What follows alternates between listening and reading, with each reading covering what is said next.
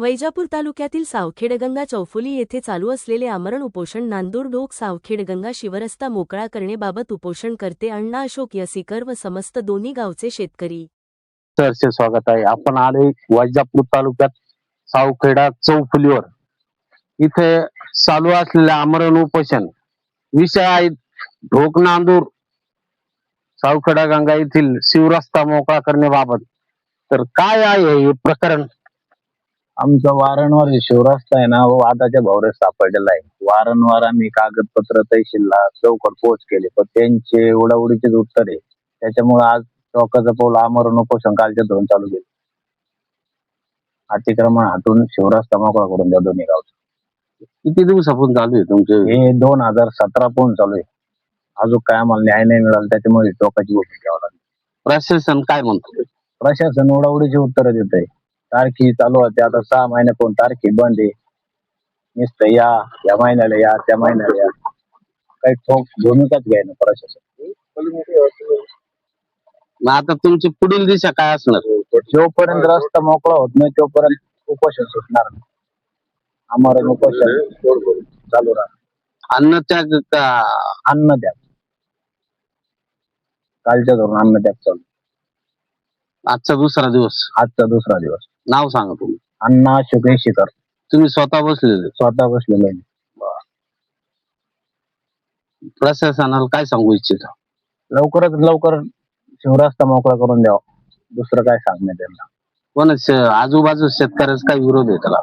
ते येतील स्वतः पाहतील, काय गाव पातळी होते येऊन ते पाणी करतील, काही त्यांच्या नियमात दिसत। नकाशावर आहे का शिवरस्ता? शिवरस्ता दोन्ही गावचा नकाशा ऑलरेडी आहे, त्याला सगळं टोटल माहिती आहे। जो काय पान हे काय तसं। मग हा का टाळाटाळ करते प्रशासन? प्रशासनाचं काय नेमकं काळे बाजार ते तर कळले पाहिजे ना। एखाद्या जीव गेल्यानंतर होईल काय अवस्था? काय त्यांना जर एखादा जीव लागत असला देऊन टाकू आपण, जीव जरी लागत असला त्यांना तर मग जीव गेल्यावर जर रस्ता जरी त्याच्यात काय अडचण नाही आपल्याला। मग तरी बाकीचे पोरं बिरं सुखी होतील, त्यांनी शाळेत जायला रस्ता बिस्ता होईल, तेव्हा जीव जर लागत असला जीव देऊन टाकू त्यांना। शाळेच्या विद्यार्थ्यांचा प्रश्न आहे मेन शाळेचे विद्यार्थी प्रश्न। आता काल शाळा चालू झाली, आज पोराला शाळेत जायला आत्ताच्या कंडिशनला तिथं पाहून घ्यावं जाऊन तिथं नेमकं काय परिस्थिती पॉइंटवर।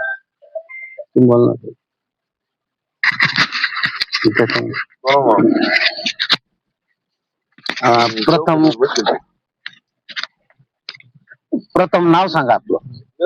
मी योगेश अंगाळे। आज आमच्या गावातील आमचे मित्र अण्णा यसीकर कालपासून आमरण उपोषण करताय। वारंवार त्यांच्या मला पुण्याचे वारंवार आम्ही जायचो, तहसील कार्यालयात जायचो, हिअरिंग करून करून ते थकलेले। 2017 पासून चालू आहे।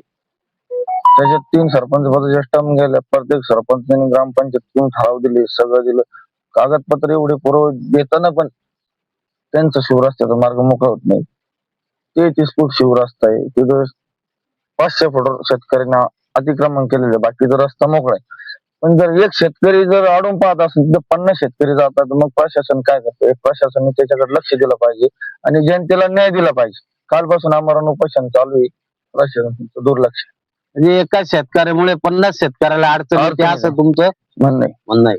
कालपासून म्हणजे आमरण उपोषणाला बसायला लागेल। एका शेतकऱ्याचा 500 फूट वावर आहे आणि तो एक शेतकरी जर 100 जवळपास 50-60 शेतकऱ्याला त्रास देतो आणि विटीस देत असेल तर त्या शेतकऱ्यावर कारवाई व्हायला पाहिजे आणि प्रशासनाला तो रस्ता मोकळा करून दिला पाहिजे, ही माझी।